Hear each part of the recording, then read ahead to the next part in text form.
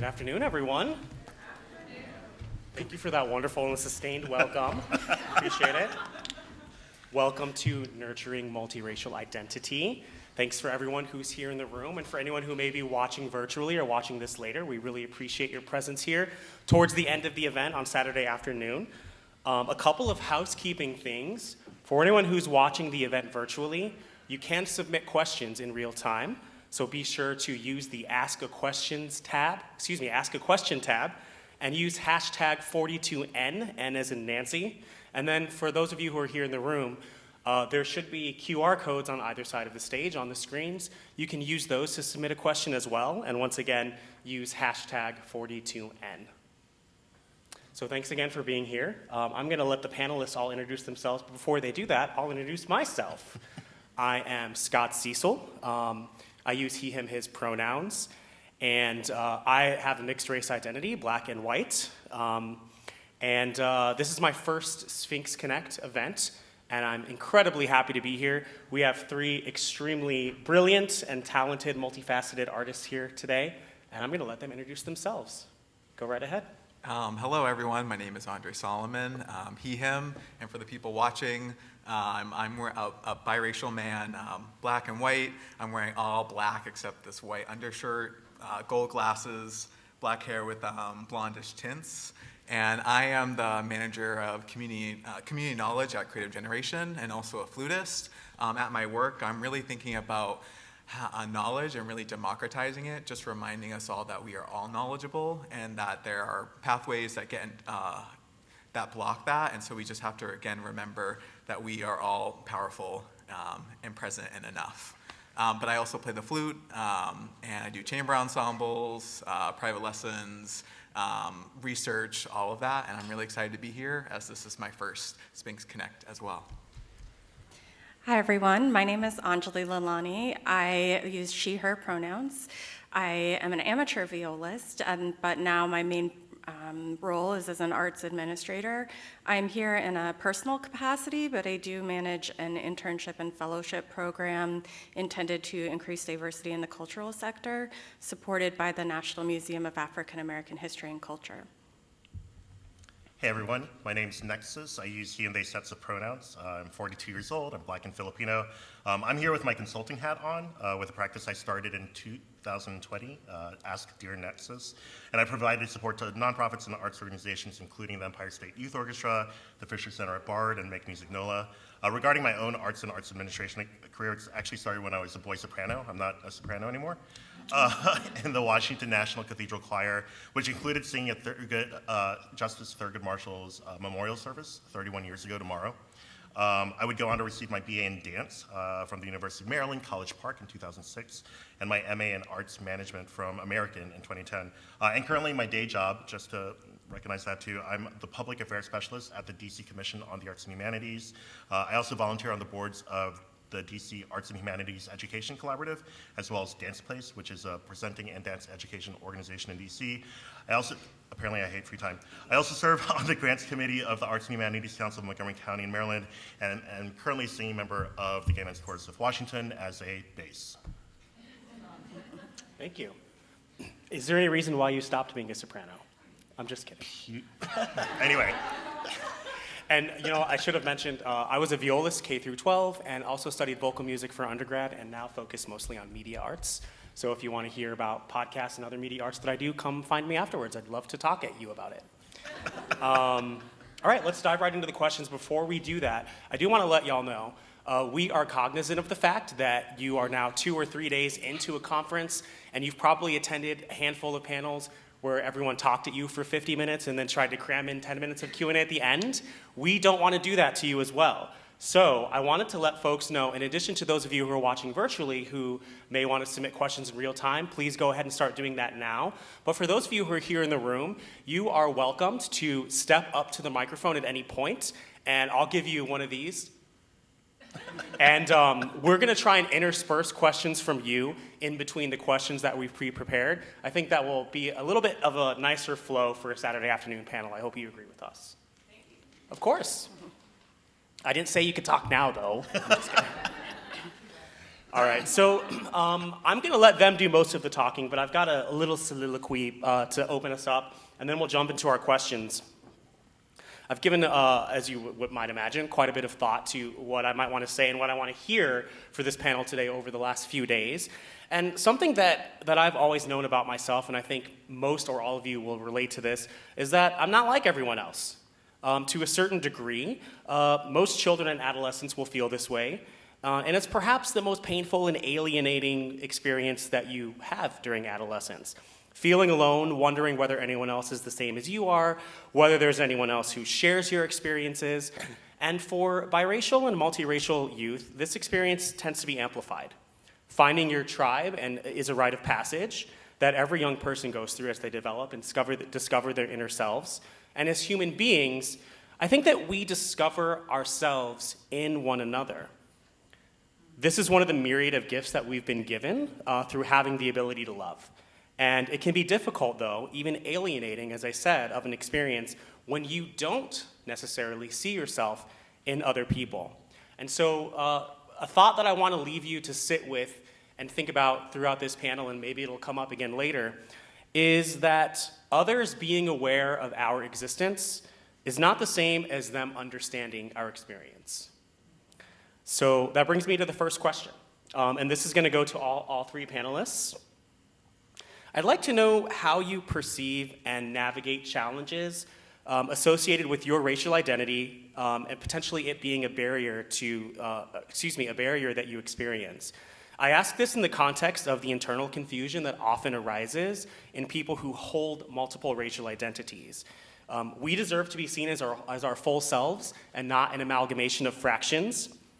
Now, not every barrier is easy to see or to express. And during our preparation for this panel, we discussed earlier how it wasn't until the year 2000 that there was even an opportunity to select multiple racial identities on the United States Census. So I just point that out as an example that's very easy to see.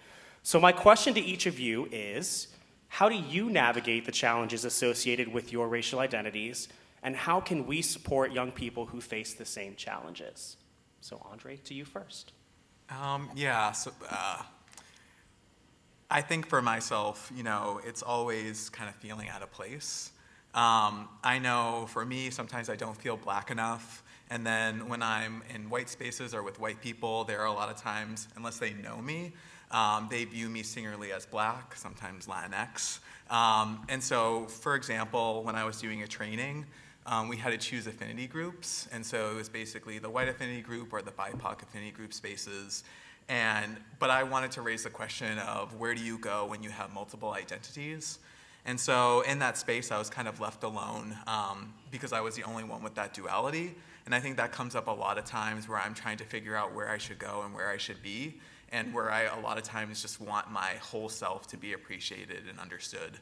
I know that for myself, I never want to cause any harm to BIPOC people, for example, like colorism, especially as I have that proximity to whiteness. And it really hurts knowing, too, at the same time that white people can distance themselves from me because I'm black. Even some people in my family or friends or any people.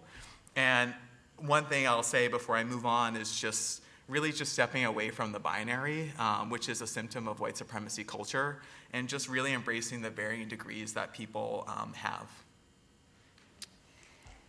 I neglected to say that I'm Indian American, first generation, and I have mentioned this to the panelists. I know who I am. I don't struggle internally about my identity or where I belong necessarily in terms of what cultures I can claim ownership over, feel genuine to me. But it's not been until the last several years that I've really been reckoning with what my experiences have been and what those impacts have been, and thinking about how other people view me, especially as someone who's mostly white presenting in most situations. And I'll give two kind of anecdotes about where those have come up. One of them is actually the last time I was at this hotel. I was here for a work retreat about 5 or 6 years ago. And we were doing like the icebreaker, and it was pairing people up, and you shared your background with the other person. And then I think we had to like write a song or something to present to the group about the other person. And so I was talking about my background, and I was paired with a Black colleague, and she started asking about, what box did you check, and how did that feel, and all those stuff that you weren't able to pick two. And for me personally, that's just not something I've ever stressed over. Like when I see that I can pick two, or when there's Indian instead of Asian, I'm like, cool, like that's a fun thing, but it's just not personally an issue for me, which I said and was ready to move on to other things that I feel are meaningful to me. And she just kept coming back to it over and over again. And I was really frustrated because I was like, it's not a thing for me. And then in her representation of me to the group, that's really what she focused on. And that was really uncomfortable. And then also just a couple weeks ago, I was leading a Q&A with some of our staff and a group of students, young HBCU students. And one of the panelists, they asked, how does it feel to be working and ushering along this culture when you're not Black? And the man had to say, I'm Black and Mexican. The assumptions are put on us adds to a lot of confusion about what spaces people think we belong in. And that's really where I've been. In terms of, helping other people or what I'm going through right now, the thing that's been helping is finding other people who understand, who don't have the same experiences as you, but at least are kind of in that same wishy-washy space at the moment, and that can be really supportive. Yeah, I think the thing that I'm also resonating with and building off of what you all shared is like that feeling of like not being enough, whether it's like not being Black enough, not being Filipino enough. But part of like the challenge with me has been like, especially over the past 4 years, realizing what narratives were my own versus which were internalized from these systems of oppressions we're regularly swimming in, right? What it means to be Black, what it means to be Filipino, what it means to be mixed. And I think it wasn't until also a conference here 5 years ago, but I was working at the National LGBTQ Task Force. It was the first time I'd ever been in caucus spaces. They had like an anti-racist pre-session workshop day. And they had 4 spaces. They had a space for Black people, for Indigenous people, for POC, and then a white people working group. And they distinguished having a white people working group because they were like, you actually need to do the work in your space. This isn't a chance for you to be in community because you're community centered. Anyway.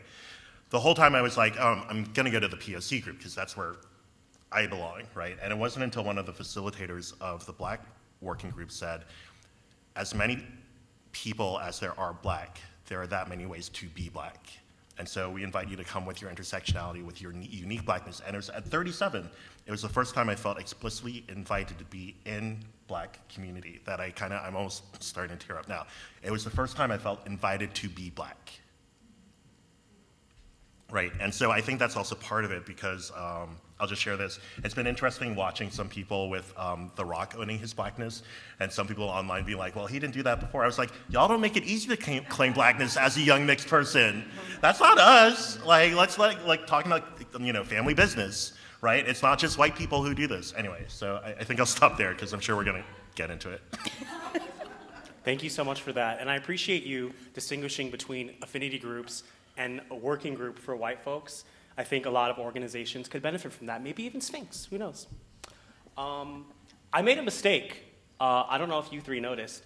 I was supposed to go to you, Nexus, before we started the questions to set some ground rules and talk about values for the session. Would you like to still do that? Sure. One thing. So this conversation, right, is a fluid snapshot in time. Even in just the prep work we've done, I think my own understanding of my mixed identity, being in mixed community, has evolved, maybe incrementally. And so I just want to share that with you, that even for, like, you might come and talk to us later on this year or next year, and we might be in a different place individually and collectively. So I just want to offer, please be in a moment of growth, and please be in a moment of presence with us, and know that even by the end of the session, we're going to be in a different place together. It looks like we have a virtually submitted question. I will say I may do moderator's privilege and put it in the parking lot and go to one of the prepared questions first. It just depends on what the question is. Okay. Go ahead. Anonymous asked, What can the DEI movement learn from you and us as multiracial people about the nuances of culture, and then have that impact and build sustainable efforts? Would anyone like to take that? Yes. Right off the bat? Yeah, go ahead. I'll throw out a term that I didn't even come across until the past year. I'd started a PhD program in communications, culture, and media studies at Howard. I'm not there anymore because they didn't give me any more money, so I was like, I can't afford this. But in my studies for that year, monoracism. And I was like, oh, what does that mean? I'm like, oh, it's when people presume you have a monoracial identity and all the things that come with it. And it's like, now that I have a term to use, I can identify and then begin to address how to deal with this thing I've been experiencing, right?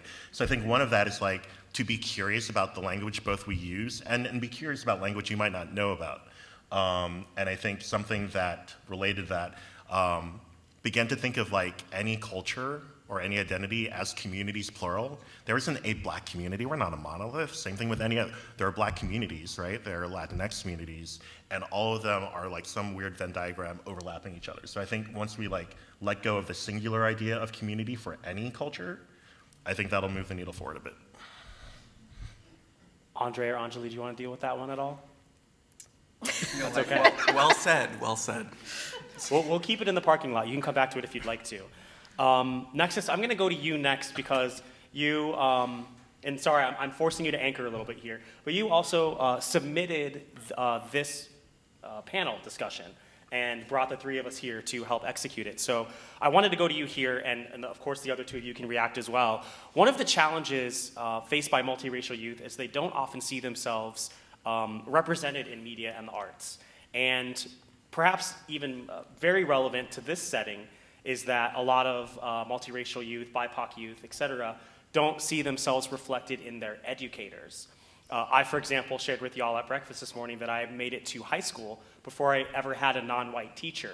And as I think back, I don't think I ever had a non-white teacher that was a music teacher all K through 12, and actually in college too. I had one in college. So my question to you, Nexus, was what was your experience with educators similar? Or not, and what was a formative experience that you've seen, that you've worked on, or in media that you've consumed that sort of turned on the light bulb for you and where you saw yourself represented? Sure. Very similar education-wise, especially having, I mentioned I sang in the Washington National Cathedral Boys Choir. To do that, you need to go to St. Albans, which is a small, all-boys, mostly white school, my graduating class of 75 guys. So I don't think it was even until I got to Maryland where I even had like a non-white dance instructor, right? But when I think about like media I consume, I've consumed so much more media in the past 3 years than I have in the previous 3 decades with like multiracial representation, but like not just tokenized multiracial representation that just makes people of color more palatable to white people, but like actually telling stories. Like there's Mixed Dish, Young Rock, Doogie Kamealoha. And I think back about like what was any kind of multiracial representation when I was growing up, and the only examples that come to mind, Star Trek primarily, and not even like multiracial humans, right? You had Spock who was like Vulcan and human, and B'Elanna Torres and whatnot, right? That was my mixed representation, and Cinderella with Brandy. Yes. Right? I was like, those are my parents, except Flip. So that was it, right? I had sci-fi and fantasy to see myself and my family. Yeah, going back to kind of the point there, I'm at a moment of reckoning and reflecting on what I've gone through, and I realized it wasn't until college when I read The Namesake by Jhumpa Lahiri, and she's Bengali. My maiden name is actually Lahiri, and it was about someone in America, and that was the first time ever I resonated with a character like, oh, that's like what my life is like, from just how naming works and families and public. And it was incredibly powerful, and I didn't realize how powerful it would be or how emotional or what it would feel like to see myself represented that way, again, because I just didn't really think about it. I didn't talk about it. We didn't talk about it in my family. My dad's like the least sentimental person ever, so he came over, it's like he forgot he ever lived in India. He worked in the South as a door-to-door salesman in the 70s, and I've asked him how that was like. You know, it must be different, and he was like, So we didn't talk about it. We didn't acknowledge the effect, and so it's surprised me how impactful it's been to see that increase. And I'll talk a little bit about it more in the next question, but I think for myself, I was always in spaces where, again, I was the only one, and especially in school, whether it was classical music or K through 12. And so at Creative Generation, we created the summer residency program. One of our alums is right there, Destiny. I'm sorry. But, I just really wanted to create these spaces where it wasn't just having people be by themselves. And, even like this conference, something I struggle with as like an introverted person is like, you kind of go to these spaces and, luckily at this space I feel really lucky because I feel not like the only one, but at the same time it's like you go sometimes by yourself, and where are those people to come with you? Where's your family? Where are just the sense of community? And so I think as myself as an educator or at least a programmer is like how to create more experiences where people, especially from backgrounds traditionally underrepresented, can be whole, can be full, and can be together.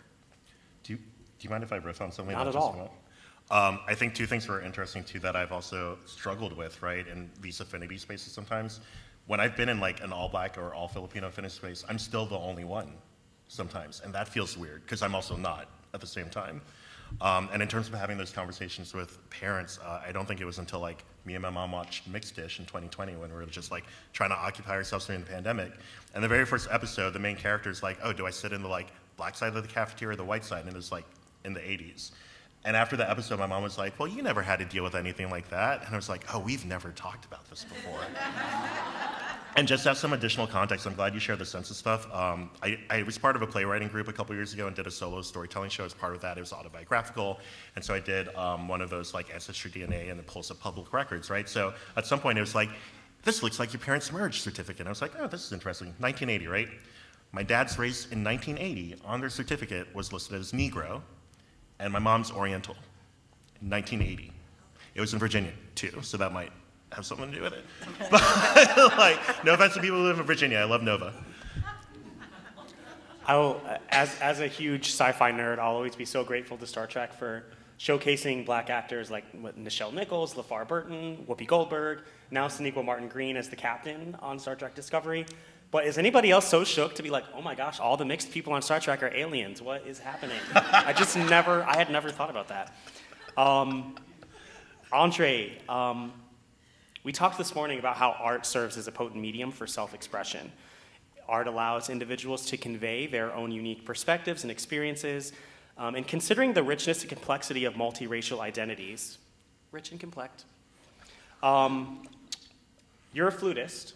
I have my own rather ignorant preconceived notions about who a flutist is and what a flutist looks like, and I'm sure I'm not the only one. I wonder how you navigate your identity within the context of assumptions like mine, wrong assumptions like mine, and do you integrate your identity into the fabric of your creative work as a flute player? Yeah, so before I go into it, I just really want to preface that one, as we're all talking about, identities are just messy and complicated, so please give me grace as I talk about this. The second thing is just a trigger warning, because there are some very personal stuff, and then the third is just the vulnerability I'm going to share with you all in my experience. But I do, when I'm thinking about this question, I am really trying to challenge those assumptions, because I'm really reminded of the black art forms that include flute, like jazz, blues, improv, soul, and even for myself, I've really found kind of an inclination to experimental, because it does allow for this accessibility that I haven't found all the time in the classical world. And even though, and please someone quote me if I'm wrong, but even though white women dominate the flute field in the United States, my existence in itself does challenge that the flute is not meant for one particular person, but all of us. And so when it does come to integrating my identity into my creative work, just for context again, for the majority of my life so far, I do acknowledge that I was surrounded by whiteness. And at 4, I did experience my father's life being taken in a hate crime.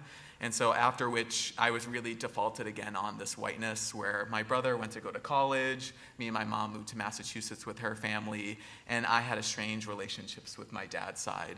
And so when I do think about my musical journey, you know, I didn't start as the only person of color, but when I'm thinking about the monoracialness, I probably was the only person who was biracial. And so that was that. And so as I progressed, that slight representation continued to just kind of get narrow and narrow, even though the whiteness was always flourishing in the spaces that I went to. And so with the disparities that Black and brown individuals face, like inequality, wealth inequality or racism, compared to our white counterparts, it does make sense. And just acknowledging too that being a classical musician is expensive, it's filled with elitism, and it evokes exclusionary practices. And so as a biracial person, I really do think my power is a perceived perspective or enhanced perspective. And I always want to be, and I was always aware and usually of microaggressions, even though I not always said things. But I really did make the conscious effort and towards of just the diversity of relationships and thoughts and ideas. And so as I've gotten older, that really has solidified, especially with my desired exploration of being musically versatile, whether that means genre or composer or ensemble or et cetera. And so this was really heightened during my graduate experience when I stepped into kind of community engagement, and then also with the pandemics of 2020, which included the racial injustice. So when George Floyd, Breonna Taylor, and all the other countless victims at the hands of the police were murdered, I just really couldn't sit with myself playing the old, white, dead, heterosexual men of the Western classical tradition. And so, truthfully, and sometimes I am embarrassed that it took 23 years for me to experience a Black male flutist play live at a classical music event, 25 years to play a piece by a Black woman, and 27 years to play a piece by a Black man. But all these moments really do solidify in my mind the calls to accessibility, support, and representation. And so in 2023, I really took all of these experiences and pursued a piece. When I won one of the National Flute Association's competitions. And so it was just a moment for me to be intentionally guided by the determination to expose the flute community to who I am and also to the oppressed voices out there. And so I ultimately chose Alonzo Malik Pirio's piece, Sonata for Flute and Piano, who he is a young multiracial cis male composer. And so all in all, and truthfully being deprived of my Black identity, I am really in this period of exploring who I am, my Blackness, while analyzing and interrogating all of the upbringing in a white household. And so I'm looking forward to what's to come. I can't tell you what that is, but my experience is very unique. Again, I am Black, I am white, and I am something else entirely different but beautiful.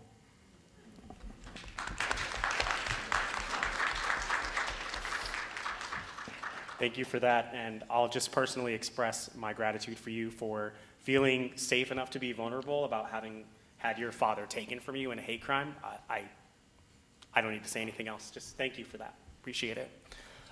We're doing great on time, so I'm going to bring up something that Sorry, just Please. I forgot I was supposed to go to you both next. all good. Do you want to? Okay. So I'm going to put my comms hat actually on to answer this question. I didn't think about it until now. But sometimes where I've seen that come up is like how then to like market different opportunities, programs, and spaces. And this really came up when I was a part of this all-Black playwriting group. And I specifically said all Black because I realized that, especially with the identities I hold, if I were to read that a space where all Black versus only Black, there's one space I definitely feel invited to, and there's the other where I'm like, I'm not sure I can take up space there. Right, and so it's in the communications and marketing, especially when we are talking about the different communities and identities that are represented in the work or the programs we do.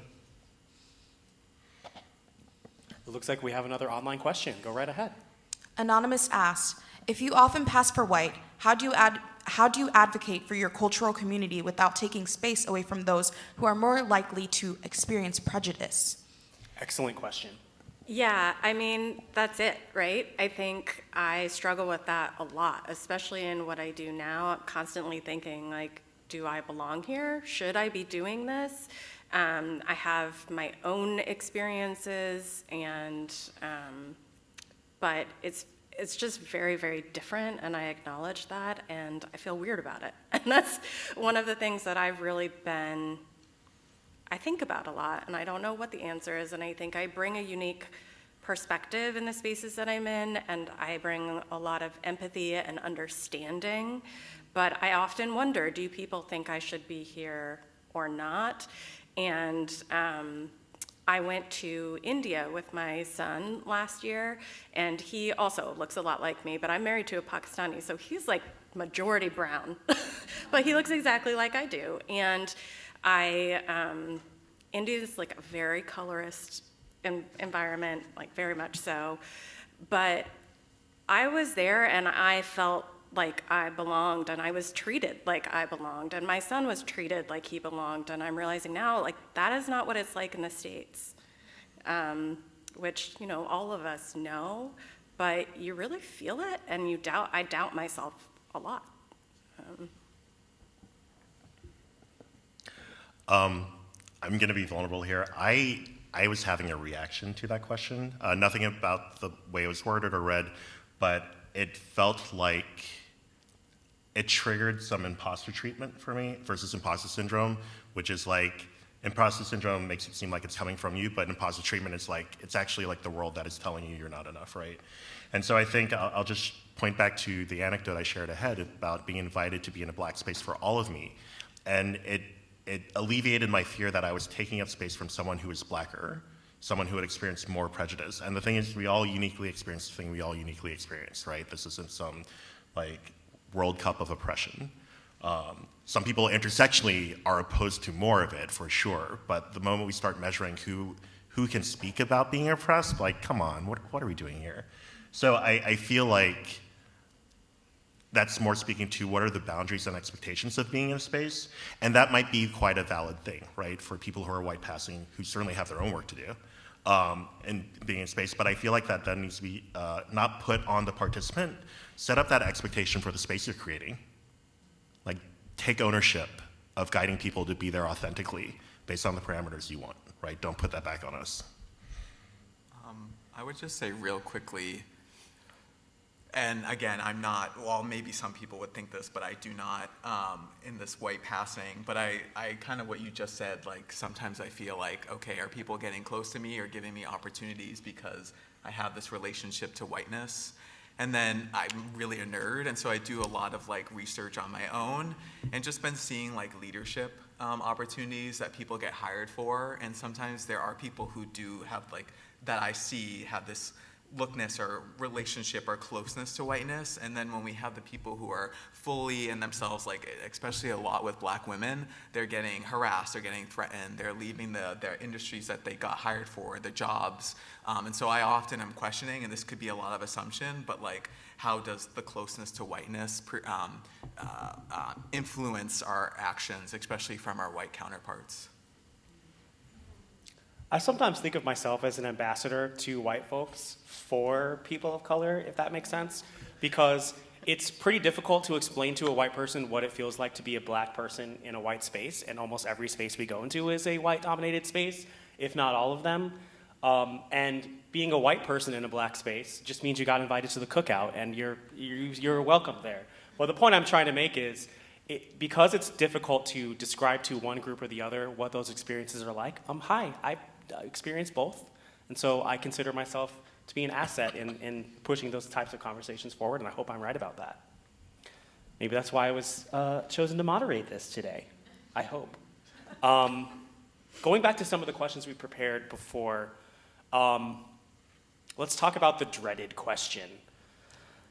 Every biracial or multiracial mixed child has been asked the dreaded question ad infinitum, what are you? So Anjali, you and I have both shared with each other that we have a white parent, but it's not just other people who might assume that we don't belong in a certain space. We might feel that way about ourselves. And so I was wondering if you're interested in riffing on that a little bit and setting us up for the next part of the conversation. Sure. I think it wasn't really until we started preparing for this panel and talking about it more, and because it's something I've been doing more recently, that I realized that I have done some of this I do some of it to myself. Like I have these narratives that I've absorbed, and I'm confused. I don't know where I fit in the American, now there's more BIPOC spaces. Again, like, am I supposed to be there? And so other people are confused too, but I don't have an answer.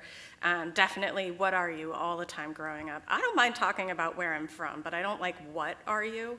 I've also got a lot growing up, are you adopted?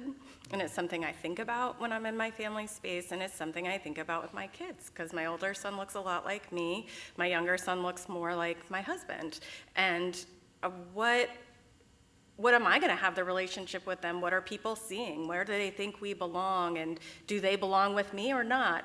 And it's very disconcerting to hear those things when you're with people you belong with. And so I think a narrative that comes up for me a lot is like, does it count?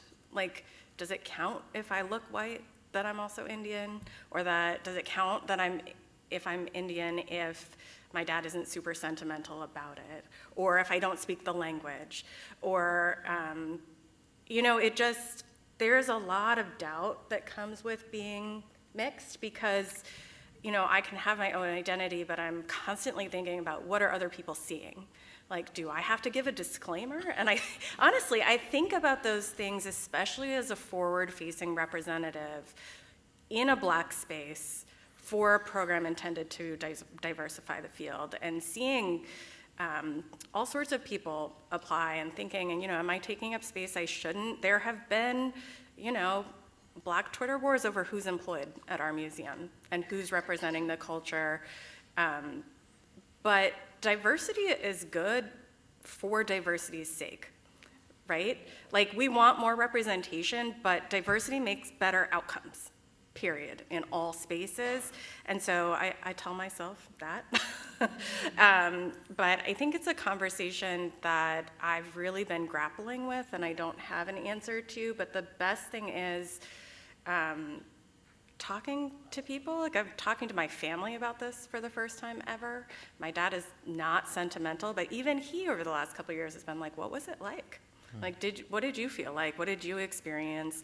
And talking with my sister and having her explain. She works in the scientific field, which is just like white, male.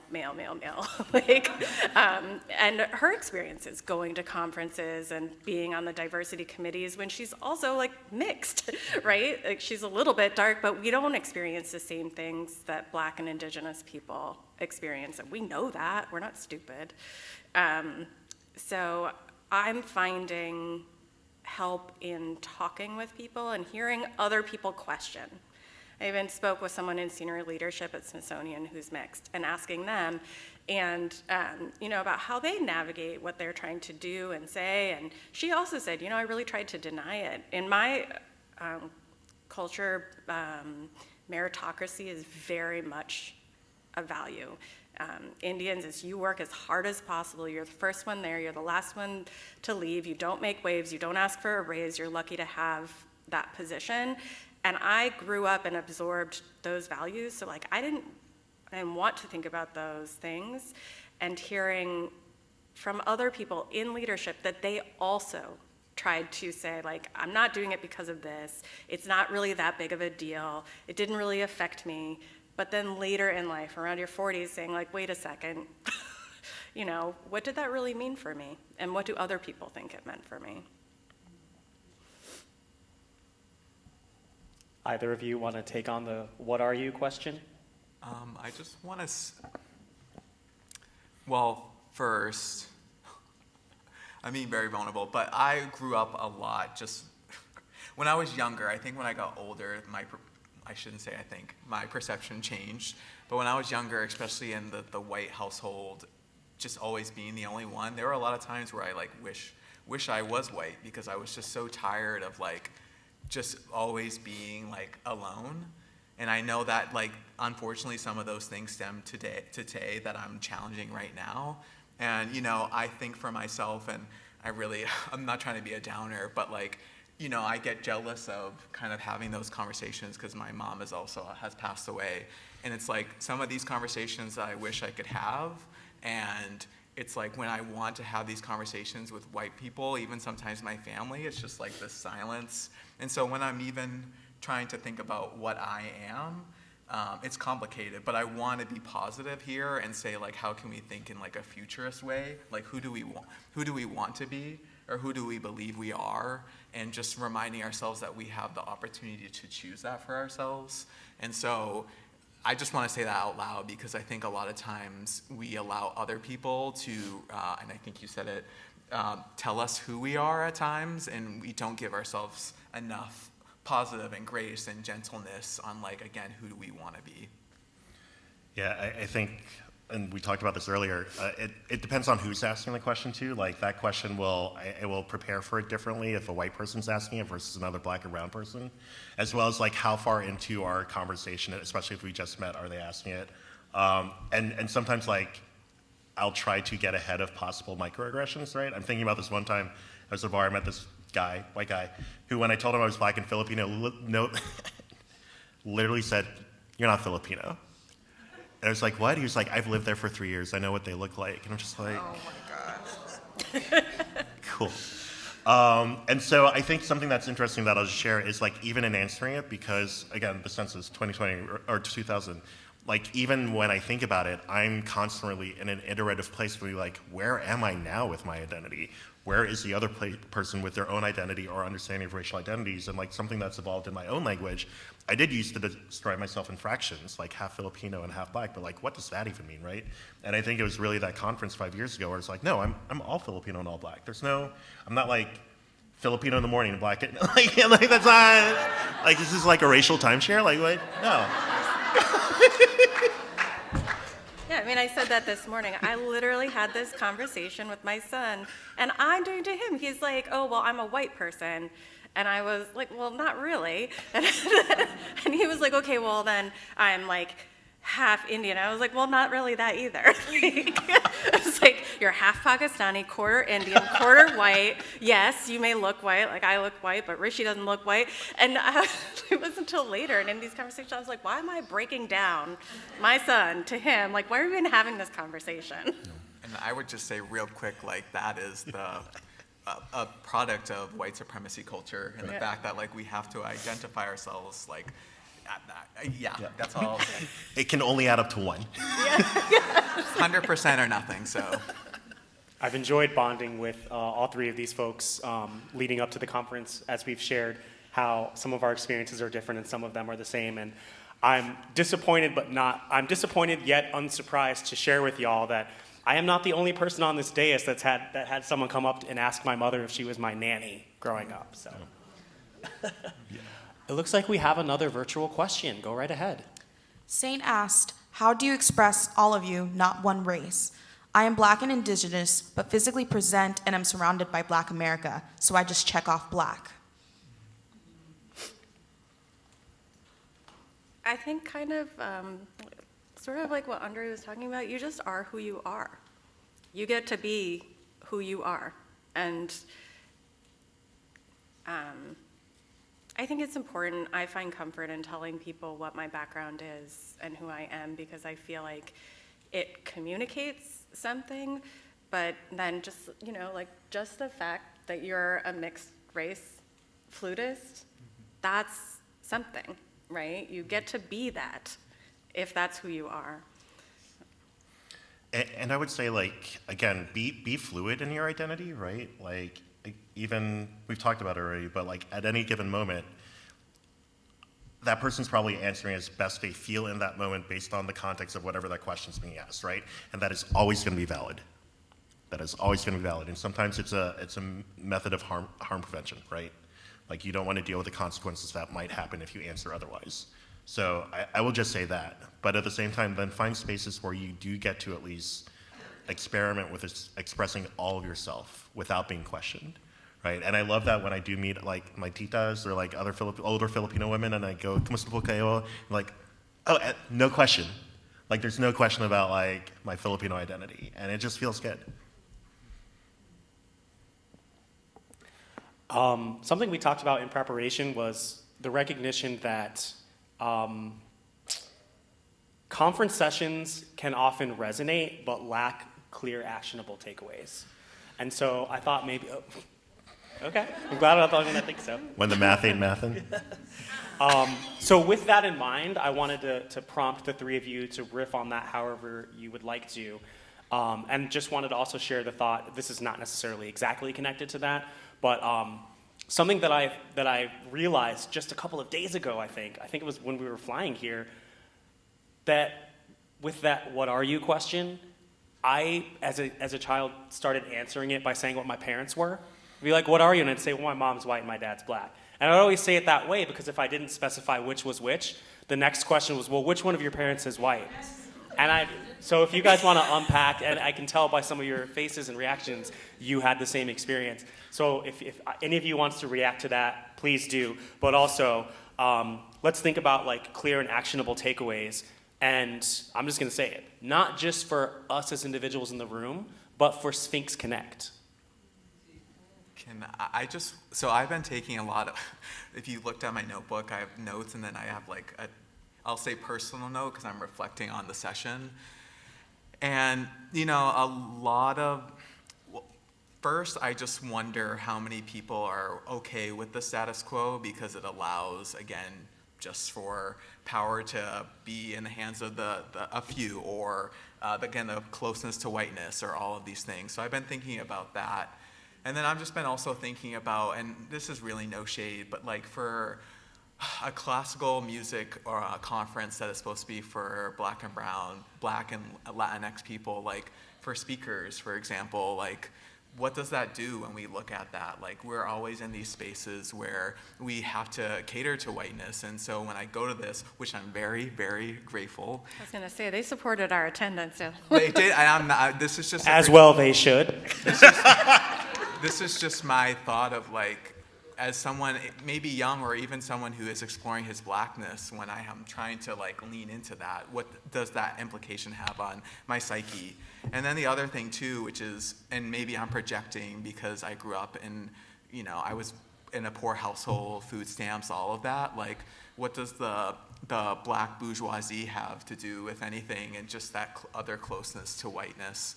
And again, these are my assumptions, this is my lived experience and everything, but you asked the question, and these are some of the thoughts that are coming into my head. I don't have a lot in this. When we decided to do this panel, I was like, well, what am I going to say? Like, I can talk about my experience and some of the things I'm going through, but like, what do we do about it? Like, none of us have an answer, right? But I have been finding comfort and strength in talking to people who have been experiencing it. And so as much as you can find the people around you, and realizing as I was growing up, there were those people, but I didn't talk to them about this. Like, why not? I don't know. And as much as you can, finding people who have the same background as you do, because it is unique, talking about that. Yeah, I think like that's really the biggest thing for me that I'm finding useful, is getting the resonance that I think was lacking before in my life. I just say be curious, right? Lean into curiosity, including curiosity around how like mixed people are portrayed and represented in media of all sorts. Even going back to like, there was a time when to be mixed in America meant being mixed black and white, and it was basically institutionalized by the portrayal of the tragic mulatto. This person who was stuck between both worlds and was usually so distressed that they were just like, had any sorts of like mental illnesses and or like was physically depressed, right? And that is still like a trope that will keep showing up.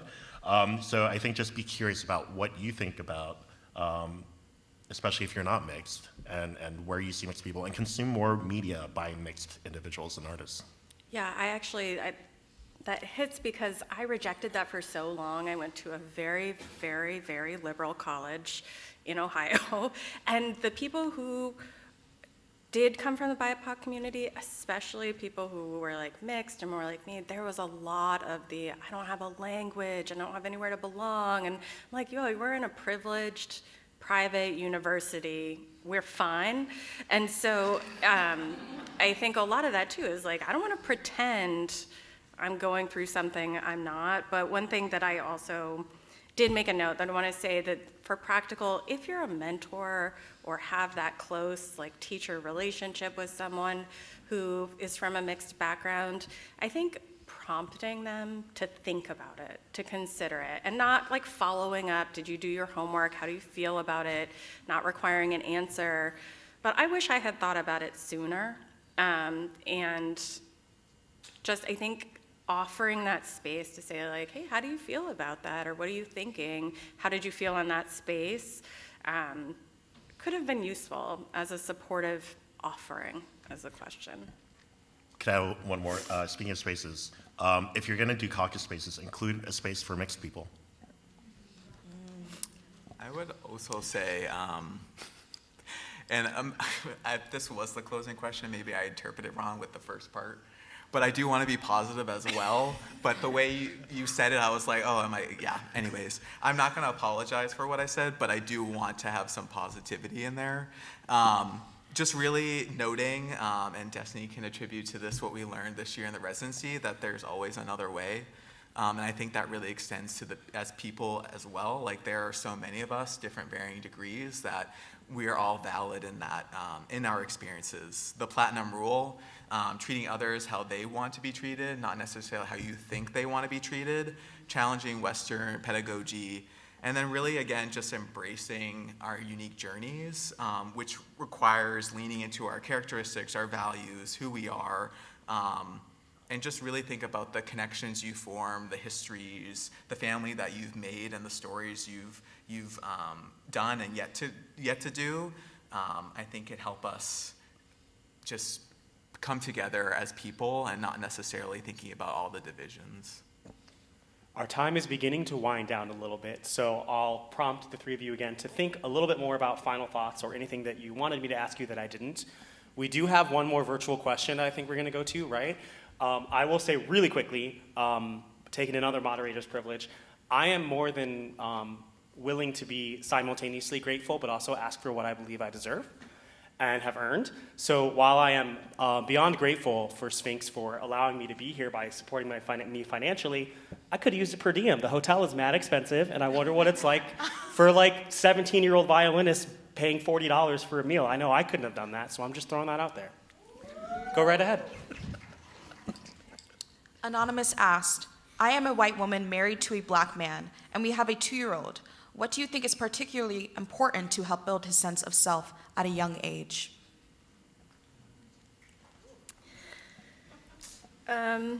So speaking from my perspective as a parent, and I think obviously like blackness is different in America, but Pakistan is not great from where we are, and the relationship with Pakistan and India is all sorts of things, right? So, and I had this conversation with another friend too. It's like, oh, my son really likes these things, but maybe they're going to be challenged by friends, or they might feel uncomfortable. Should we prepare them for that? And what we really ended up in is like, just be the support at home.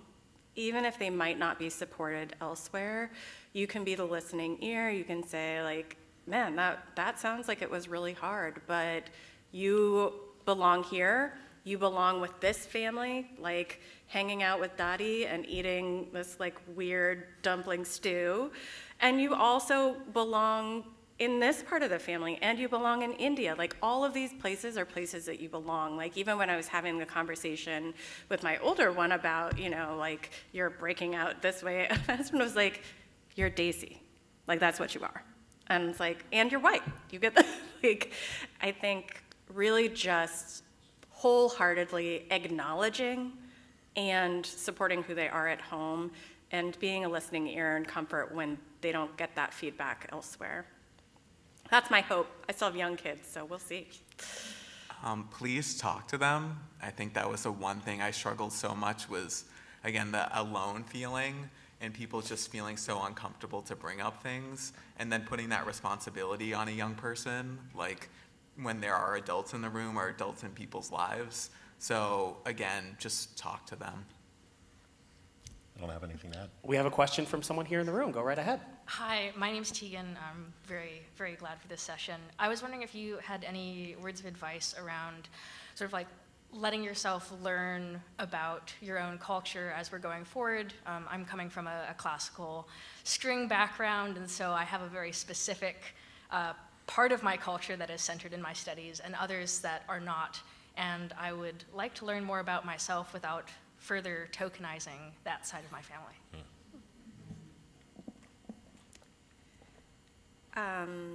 Since marrying someone who's Pakistani, I've learned a lot more about my culture, and I've asked more of my dad. And my dad, because he sees my husband and his family and the way our children are learning language, my dad's gotten more interested, and he's answered more of my questions.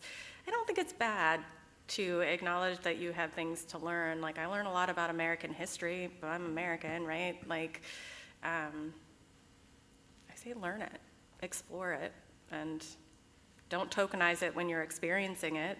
And Yeah, similarly, I think, especially over the past few years, I've been thinking about like a paper I wrote my senior year of high school about a Philippine national hero, Jose Rizal. And I was so happy because that was me kind of like coming into my own and like really exploring my identity.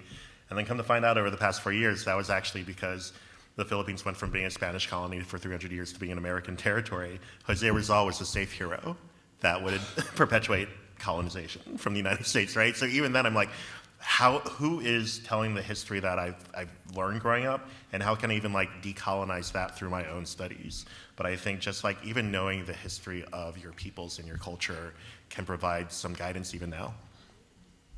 I know we have you. I would just want to say, like, as someone who was studying the Western classical tradition, a lot of times I think we, as like the student-teacher model too, are always like, tell me what to do, how should I do this, how should I play, what should I be studying?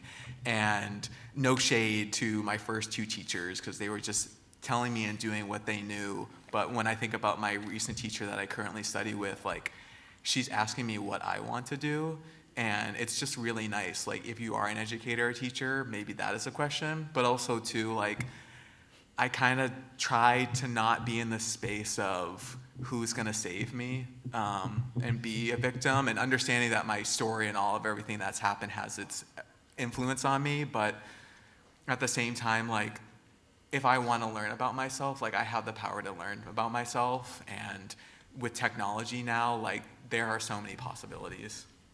you don't have to talk everybody through your learning if you're not comfortable about it. You don't feel confident. It doesn't have anything to do with them. And ask for what you're worth and what you deserve. If you're a woman, if you're queer, if you're a person of color, you should be paid extra for that, because you're bringing a perspective. You're bringing a perspective that's probably lacking in that space. And don't be afraid to take up space. White men have been doing it for centuries. Go right ahead. Oh, you tell them. Hi, my name's Madison. I identify as Afro-Latina. And Andre, you mentioned uncomfortable feelings with growing up on one side of the family most of your life. I have been actively shamed on both sides of my family for being one or the other. My father is primarily Dominican and my mother is African American. And there are very vivid memories of her going, I hate how you're Dominican. I hate it. So grappling with that as an adult and not getting those nurturing words from a parent like we discussed earlier, how would you recommend navigating grappling with those feelings? Yeah. Not destructively. Yeah, I've been very angry and sad and all the feelings, so those are valid if you're feeling that. One, I am not from the Latinx community, but I also know that there is in Latin American countries the disassociation between Africa, and so that's a thing. And I know that, like, even indigenous too, like, not a kind of a denying, but like there is this separation again from blackness, from African culture. So I just want to say that first. And then it's hard, you know. I've had an aunt who's like, I don't see you as black. I see you as a person, or if you know. And it's just like, what do I do in those situations? And I love them, and I know they're older, and so sometimes it's like you have to pick your battles and maybe embrace them for who they are, and you love them, and they're your parents, but at the same time be like, I don't believe in the values that you share. And so I think, again, rejecting white supremacy culture, like, you can feel both things at the same time. You can be disappointed in your family, but you can also remember that they love you. I think I can't assume, but I'm hoping that they love you and care about you, and like they want the best for you. There's so many things I could say, but that's coming to my head right now. We're really close to being out of time, but I think I was sneakily told that we can go over a teeny bit if we have to. So do any of you have anything that you want to say that you didn't get to say in closing, maybe 10 seconds? So, like final thoughts? Yeah. Okay. Okay. I thought I gave my final thoughts. I know. This is my third time being like, any final thoughts? Okay. Find your community. It's helpful. Yeah. Yeah, same. Wherever that is, like I'm actually very grateful to lived in a mixed house, which includes Scott, and our other housemate is white and Filipino, so we like weirdly complete each other. And it's just really, to be able to go home to that, it's just really nice. And I realize not everyone can do that, or like even one's housemates, but like whatever that space is for you, like it could be a meetup, it could be a game night, trivia, karaoke, whatever. Just do what you love and find people to do it with. Yeah, love yourself. We are also grateful to have had the opportunity to do this. I know we were not the only panel discussion that was trying to push the envelope in certain ways this year, and hopefully we can come back and do that again in future years. We would love to continue this conversation with all of you virtually in the future, but also here for the rest of the weekend. So feel free to come up and speak to me if you would like to. I won't volunteer them. I'm sorry? We're gonna be in the lobby. Oh, yes. We are. Are we all? Are we all? Okay. We're all going to be in the lobby or right in the hallway right out here. We do have to get out of this room pretty soon. But feel free to come up and speak with us anytime you see us for the rest of the weekend. And thank you all again so much for being here. We really appreciate it.